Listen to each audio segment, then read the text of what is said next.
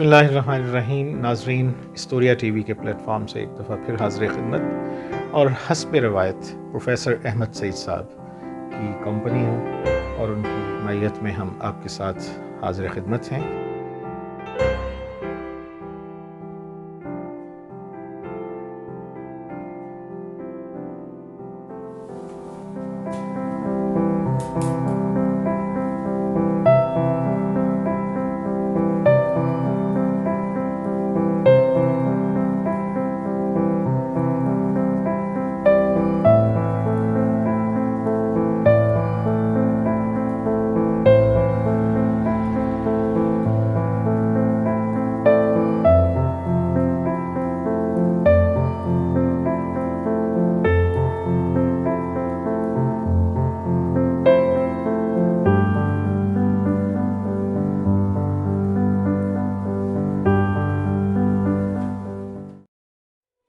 ناظرین، پروفیسر احمد سعید سیریز کا آج حصہ پنجم پیش کیا جا رہا ہے. امید ہے آپ ہماری اس کاوش کو پسند فرما رہے ہوں گے. یہ خصوصی ویڈیوز 3، 6 اور 10 جنوری 2021 کو پروفیسر صاحب مرحوم کی رہائش گاہ پر ریکارڈ کی گئیں.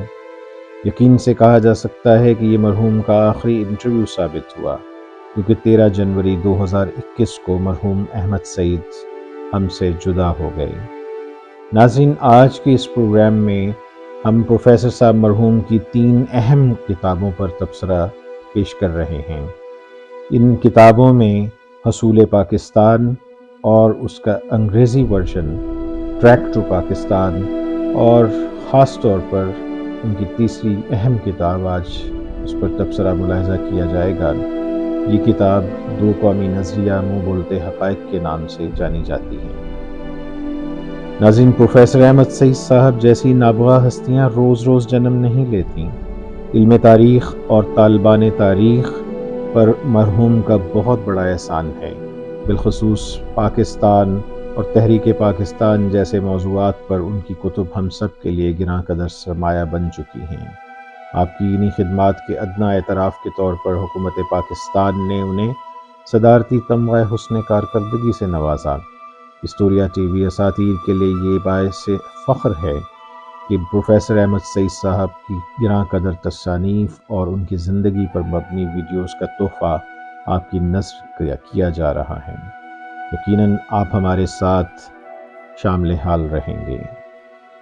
ناظرین، یہ یادگار نشستیں میرے لیے ایک خوبصورت سرمایہ بن چکی ہیں. ان کی خوشبو آج تک تازہ ہے. میرا تعلق پروفیسر احمد سعید مرحوم سے 1992 میں استوار ہوا، جو ان کی وفات تک جاری و ساری رہا. اس دوران ان سے ہونے والی علمی نشستیں، گفتگویں، ان کی فکر انگیز باتیں میری یادوں کا لامتناہی سلسلہ بن کر آج بھی دل کے نہاں خانے میں زندہ و جاوید ہیں. اللہ تعالیٰ سے دعا گو ہوں کہ وہ مرحوم پر اپنی رحمتیں نچھاور فرما دے. آمین. آئیے ناظرین، آج کی ویڈیو کی جانب بڑھتے ہیں. بسم اللہ الرحمن الرحیم. اسٹوریا ٹی وی کے پلیٹ فارم سے غازی محمد عبداللہ ایک دفعہ پھر آپ کے ساتھ، اور حسب روایت پروفیسر احمد سعید صاحب ہمارے ساتھ موجود. اللہ تعالیٰ ان کی زندگی رکھے، ان کو صحت تندرستی کے ساتھ ان کا سایہ ہم پر سلامت رکھے. ناظرین، ہمارے لیے وقت نکالتے رہتے ہیں اور ہمارے ذہنوں کو، ہمارے علم کو میں اضافہ فرماتے رہتے ہیں. ناظرین، آج کی نشست بہت ہی اہم ہونے والی ہے. اس کی وجہ یہ ہے کہ پروفیسر صاحب کی 2 کتابیں ایسی ہیں جو کہ میں سمجھتا ہوں کہ کئی نسلوں سے یہ انتہائی اہم کتابیں رہی ہیں. ایک ہے اردو میں حصول پاکستان اور دوسری انگریزی میں ٹریک ٹو پاکستان.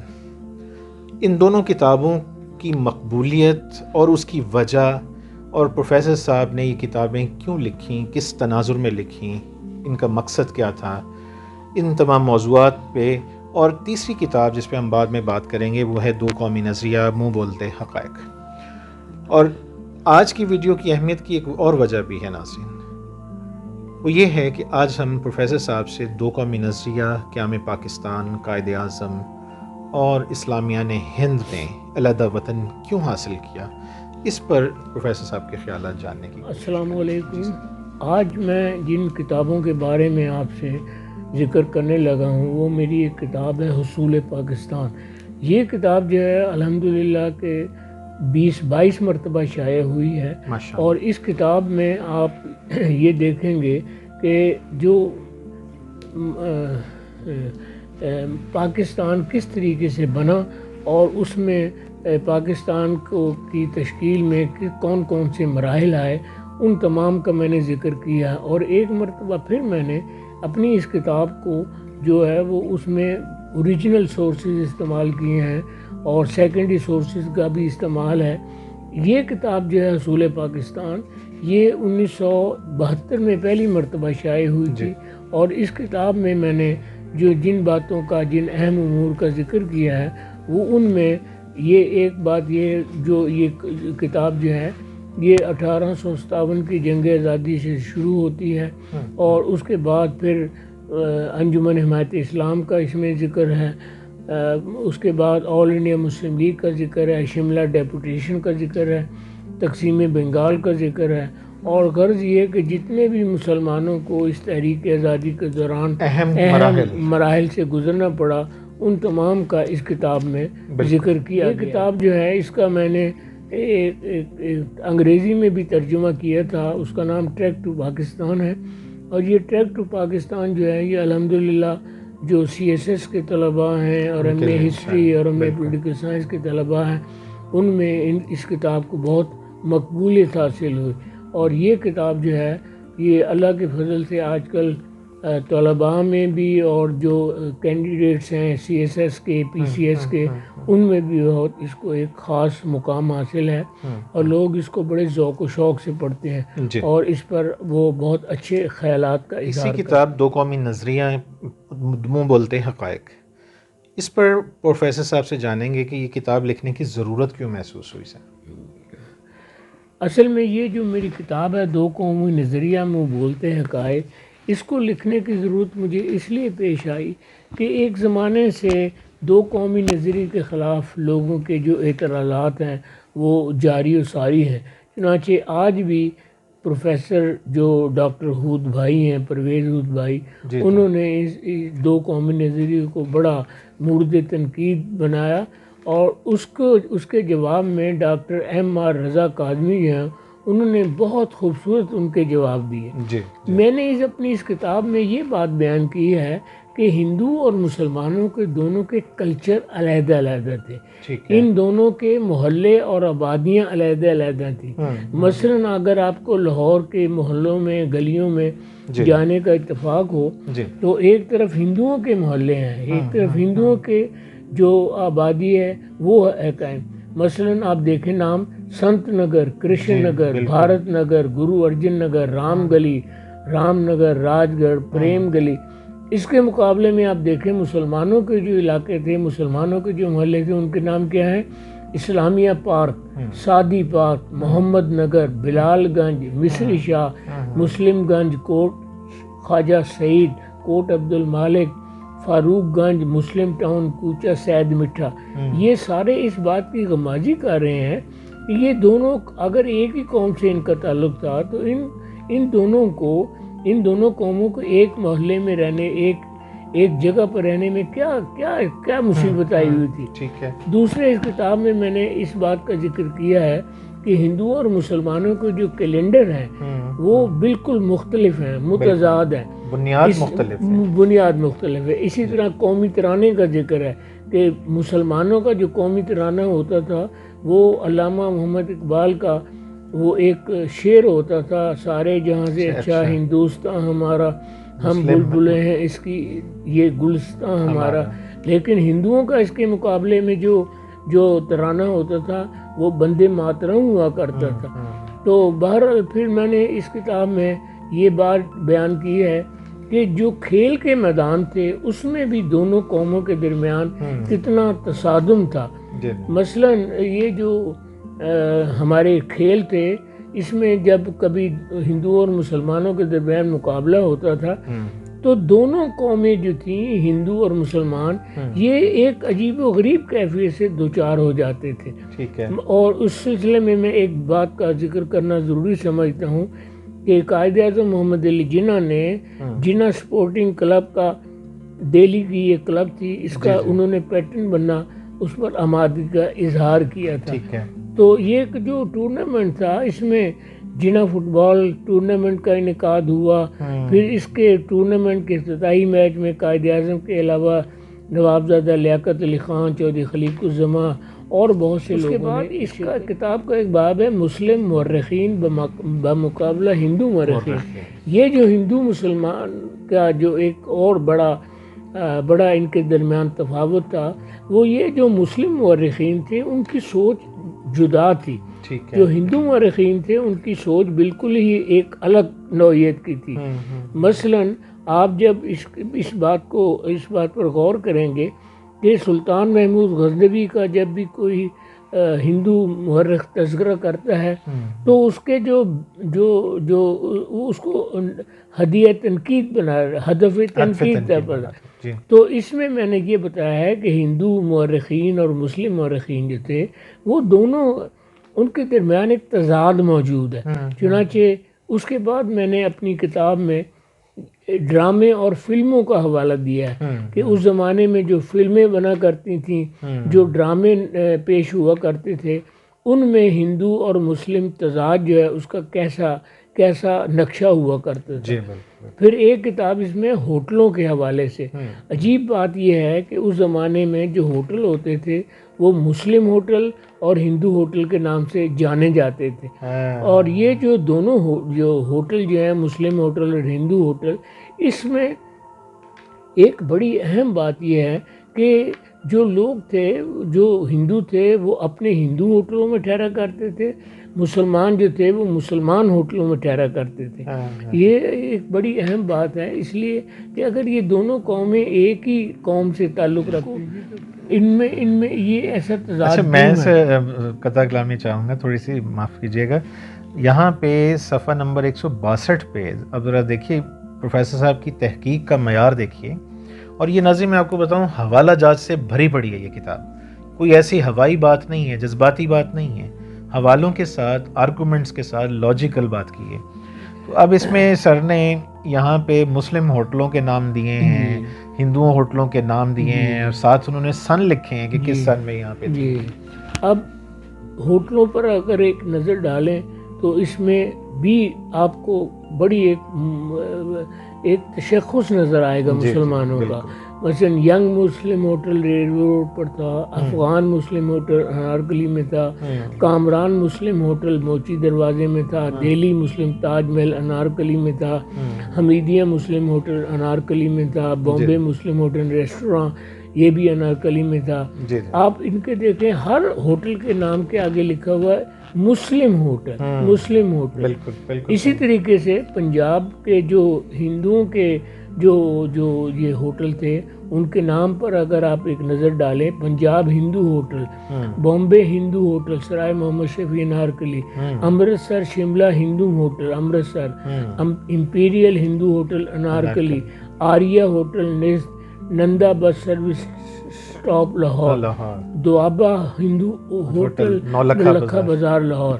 تو اس سے یہ ظاہر ہوا کہ یہ دونوں قومیں جو ہیں یہ متضاد قومیں ہیں، ان کا ایک دوسرے سے کوئی ذہنی رابطہ. اس کے بعد میں نے آل انڈیا ریڈیو کے حوالے سے ایک چیپٹر لکھا ہے، جس چیپٹر میں میں نے یہ بتایا ہے کہ ہندوستان کے دیگر محکموں کی مانند یہ جو آل انڈیا ریڈیو تھا اس میں بھی ایک ہندو راج قائم تھا.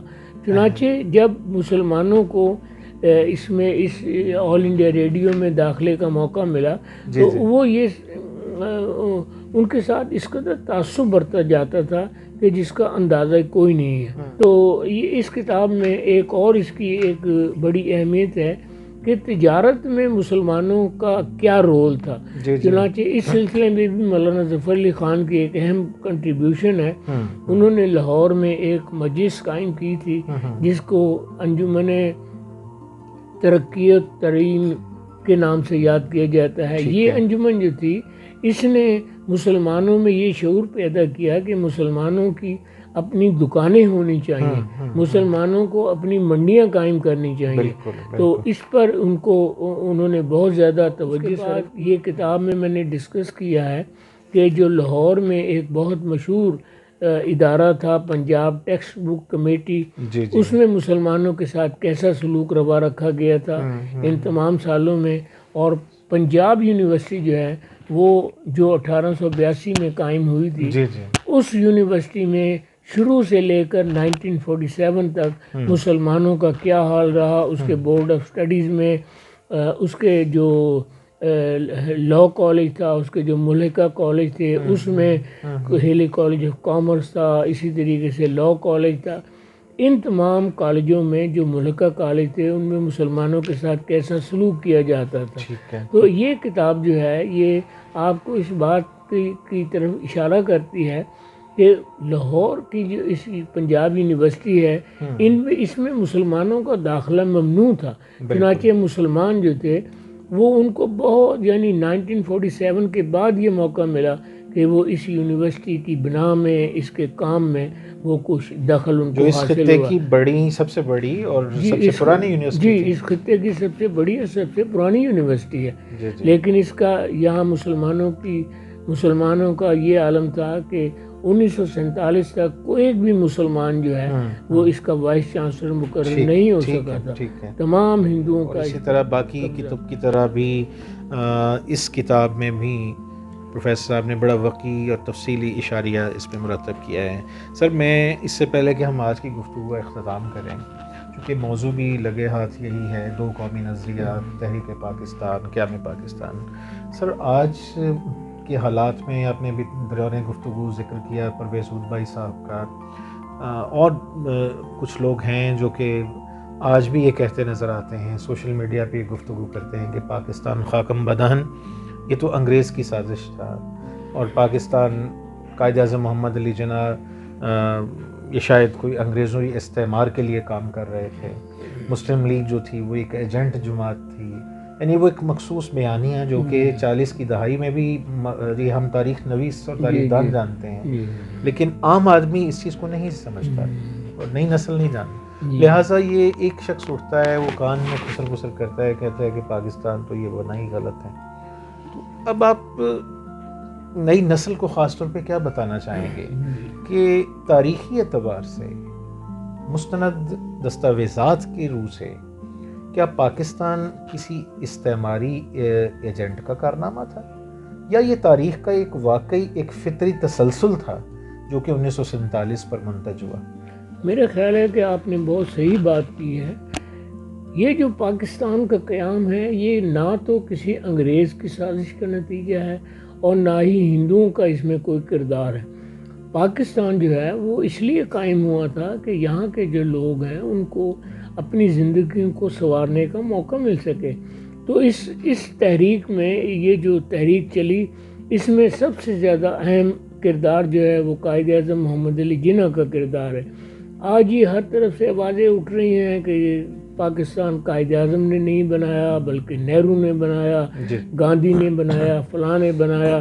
حالانکہ حقیقت یہ ہے کہ اگر قائد اعظم محمد علی جناح کو آپ بیچ میں سے نکال دیں تو آپ کے پاس کوئی گراؤنڈ ہی نہیں ہے، کوئی بنیاد ہی نہیں ہے کہ جس پر آپ کھڑے ہو کر یہ کہہ سکیں کہ پاکستان کیوں قائم ہوا. اور اس میں اس سلسلے میں ایک اہم بات یہ ہے کہ قائد اعظم محمد علی جناح نے اپنی جو پارلیمانی زندگی تھی اس کا آغاز 1910 میں کیا تھا. 1910 سے لے کر 1948 تک قائد اعظم محمد علی جناح اس پارلیمان کے ممبر رہے. میرا خیال یہ ہے، میرا مطالعہ مجھے یہ بتاتا ہے کہ کوئی اور ہندوستانی اتنے عرصے تک نہ تو پارلیمنٹ کا ممبر رہا اور نہ ہی اس نے ہندوستان کی آزادی کے لیے اتنا کام کیا جتنا قائد اعظم محمد علی جناح نے کیا. ہندو مسلم اتحاد کے لیے انہوں نے عمر تیاگ دی تھی. ایک تو بڑی بات ہے جس کو ہم لوگ فراموش کر جاتے ہیں کہ قائد اعظم محمد علی جناح آخری حد تک وہ یہ اس بات کی کوشش میں لگے رہے کہ کسی طریقے سے ہندو مسلم اتحاد ہو جائے اور ہم دونوں مل کر انگریزوں کو یہاں سے نکال سکیں. لیکن بات یہ ہے کہ جب آپ اتحاد قائم کرنے میں جب آپ کو ناکامی کا سامنا کرنا پڑے تو پھر آپ کے پاس کون سا راستہ باقی رہ جاتا ہے؟ قائد اعظم محمد علی جناح نے اسی ہندو مسلم اتحاد کو مضبوط کرنے کے لیے 1916 میں لکھنؤ پیکٹ کی بنیاد رکھی تھی، اور وہ 1927-28 تک اس کوشش میں لگے رہے کہ کسی طرح ہمارا ہندوؤں سے سمجھوتا ہو جائے، اور اگر وہ ہندو یہ چاہتے ہیں کہ مسلمان جو لگانا انتخاب چھوڑ دیں وہ اس کے لیے بھی تیار ہو گئے، جس کا ایک نقصان یہ ہوا کہ خود مسلم لیگ جو تھی وہ 2 حصوں میں تقسیم ہو گئی، کبھی شفیع لیگ بنتی ہے، جناح لیگ بنتی ہے، کبھی عزیز لیگ بنتی ہے، کوئی اور لیگ بنتی ہے۔